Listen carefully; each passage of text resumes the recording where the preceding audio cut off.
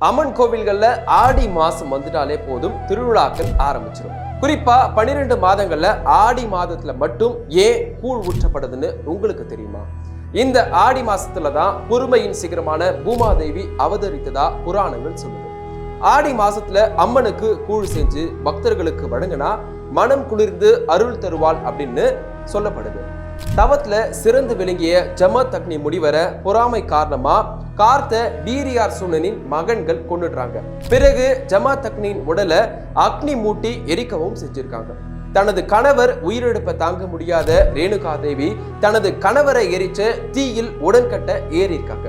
இத மேலிருந்து பார்த்து கொண்டிருந்த இந்திரன் வருண பகவான் கிட்ட சொல்லி மழை பொழிய வச்சு தீயை அணைத்து வைக்க கேட்டதுனால வருண பகவானும் மழை பொழிய வச்சிருக்காரு. இதனால மழை பெஞ்சு உடன்கட்டை ஏறிய ரேணுகா தேவி பிழைச்சிருக்காங்க. ஆனா சில தீக்காயங்களால உடல் முழுவதும் கொப்பளங்கள் ஏற்பட்டிருக்கு. வெற்று உடலை மறைக்க அருகில் இருந்த வேப்ப மரத்தின் இலைகளை பறிச்சு ஆடையா அணிஞ்சும் இருக்காங்க ரேணுகா தேவி.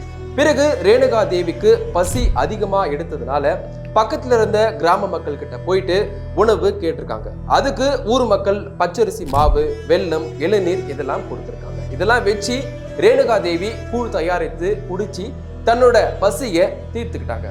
அப்போ அவங்களுக்கு முன்னாடி சிவபெருமான் தோன்றி ரேணுகா தேவி கிட்ட உலக மக்களுக்கு அம்மை நோய் நீங்க நீ அணிந்த வேப்பிலை சிறந்த மருந்து அப்படின்னும், நீ உண்ட கூழ் சிறந்த உணவு அப்படின்னும், இளநீர் சிறந்த நீராகாரம் அப்படின்னு சொல்லி வரம் கொடுத்திருக்காங்க. இந்த சம்பவத்தை நினைவு கூறும் விதமா தான் ஆடி மாசத்துல அம்மன் கோவில்கள்ல கூழ் வார்க்கும் திருவிழா நடத்தப்படுது.